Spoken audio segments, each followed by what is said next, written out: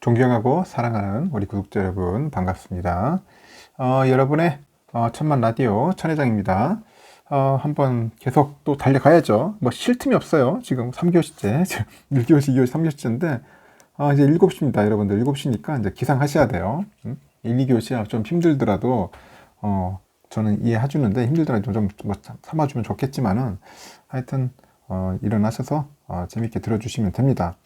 요즘 보니까 새벽반들 쭉 명단을 보고 있어요. 보는데 많이 좀 사라지신 것 같습니다. 좀 힘드신가? 하여튼 그리고 주가가 좀 빠지다 보니까 매우 좀 괴로워하시는 분들이 좀 있었던 것 같아요.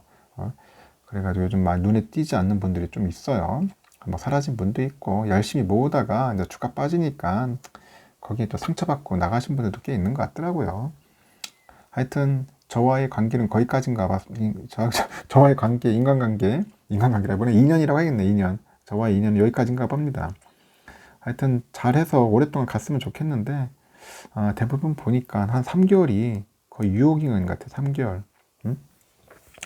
투자를 3개월 정도 이상을 잘 못 하시더라고. 하다가 지치면 거의 다 포기하고 냅다 팔고 나가고 6개월까지는 그래도 좀 할만 하실 텐데 1년까지 오신 분들은 참 대단하신 분 같아요. 꾸준하게 하시는 분들. 투자 참 말이 쉽지 진짜 어렵습니다. 1년 정도 저랑 같이 온다는 자체가 이게 쉬운 게 아니에요. 그동안 수많은 분들을 봤습니다. 보고 스쳐간 분들도 꽤 많겠지만은 지금까지 살아남은 분들은 그렇게 많지 않다는 거예요. 그래서 내가 여러분들에게 뭐 미리 겁을 주고 뭐 포기하라고 하는 게 아니라 그 마음의 각오, 이제 각오를 확실하게 해야 돼. 그렇게 해야지 뭐 대충대충 해가지고는 안 된다는 거야. 대충대충 해가지고는 절대로 성공할 수도 없고 견뎌낼 수도 없고 이겨낼 수도 없습니다. 절대로 할 수 없어요. 이 악물고 끝까지 가는 겁니다. 누가 뭐 그렇게 욕을 하든지 말든지 간에 그게 뭐가 중요해. 나와의 싸움인데 어떻게 보면은 좀 뭐 버티든지 뭐 더 모으든지 하여튼 끝장을 내야 합니다. 끝장을 내야 돼요. 뭐 앞으로 5년, 10년 딱 목표했으면 그냥 가는 겁니다. 계속 열심히 모아야 한다고. 어제도 잠시 보니까 단톡방에 한 번 초대를 해줬는데 자기 좀 초대 좀 해달라고 이메일을 봤어요. 보니까 33살 젊으신 분이더라고요. 보니까 그래도 딱 나이에 걸맞게 한 3,300주 정도 모았던데 이런 분들 보니까 참 저는 훌륭해. 와, 우리 30대 때 뭐 했지? 나는 그런 생각이 들어요. 나 30대 때 삼성전자 안 사고 뭐 했는지 모르겠어. 그때 샀으면은 지금쯤 막 떼부자 됐을 텐데 뭐 떼부자기보다는 하여튼 뭐 부자가 됐을 텐데 뭐 했는지 모르겠어요. 한번 여러분들도 한번 되돌아보세요. 자기 과거를. 나의 20대, 30대 때는 뭐 하고 있었는가?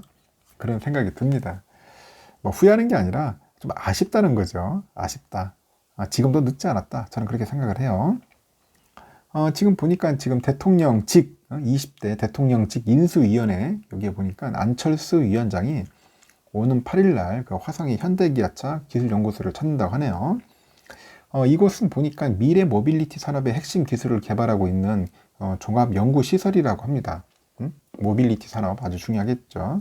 하여튼 그 모빌리티 산업을 지원하겠다는 그 윤석열 대통령 당선인의 공약을 지키기 위해서 현장 방문에 나섰다고 하는데 그 7일날 보니까 인수위에서 안 위원장하고 경제 1분과의 그 최상목 간사, 경제 2분과의 유웅환 인수위원, 그리고 과학기술 분야 그 분과의 그 남기태 인수위원 등이 그 화성에 있는 현대기아차 그 기술연구소를 방문한다고 이제 밝혔네요. 보니까.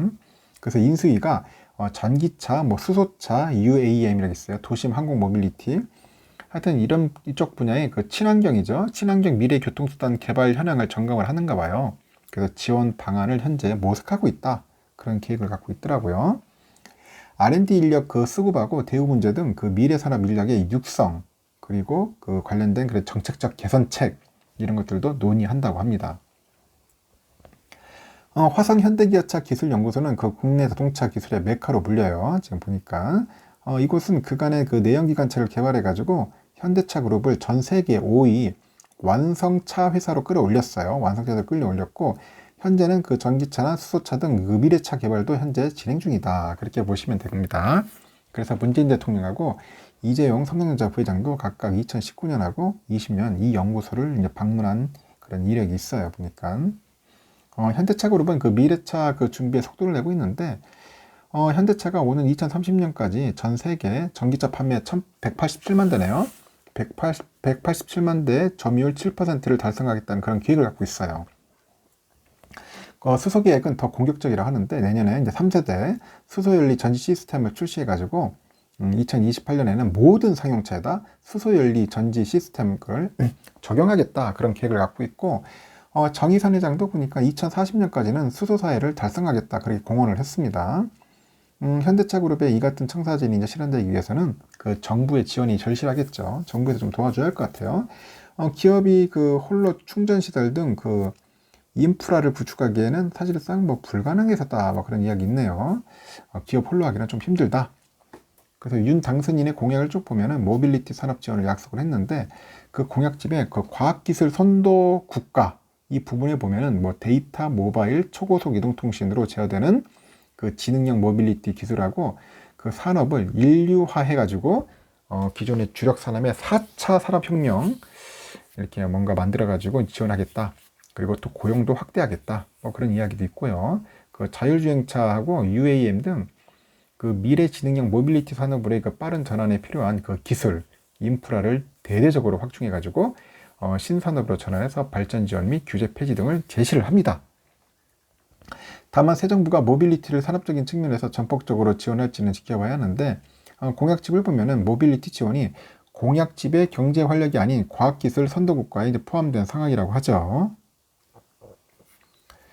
경제 활력의 그 대표적인 공약은 그 반도체 초강대국입니다. 반도체 초강대국인데 차세대의 그 반도체 산업 육성과 그런 실효적인 그 반도체 산업의 그 지원 대책을 마련해야 하고 반도체 및 지원 기술 인력이 한 10만 명 정도 양성 이런 공약도 현재 구체적으로 이제 제시가 되는 것 같아요. 그리고 실제로 윤 당선인의 최근 행보를 보니까 그 반도체에 관심이 쏠려 있는 것 같아요. 반도체 아주 중요하죠. 아실 겁니다. 반도체를 해야지 먹고 살 수 있다는 것을 다들 잘 아실 거예요. 그래서 이제 7일날 그 윤 당선인이 그 서울공항에서 평택 캠프 그 험프리스까지 헬기로 이동하는 가운데 그 평택 삼성반도체 공장 전경을 상공에서 내려다 봤던 거예요. 내려다 보면서 반도체 산업 등 그 대한민국의 미래 먹거리인 그 첨단 산업들을 이제 더 발굴해가지고 세계 인류로 키워내겠다. 그렇게 언급을 했습니다. 세계 인류로 키워내겠다.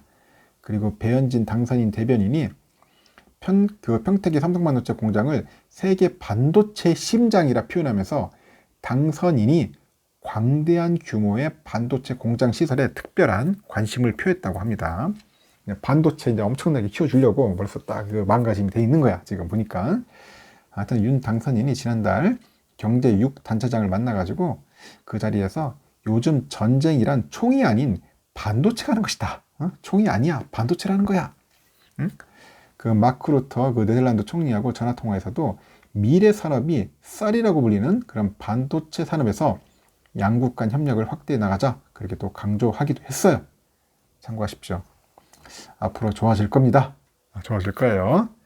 3교시는 여기까지 하겠습니다.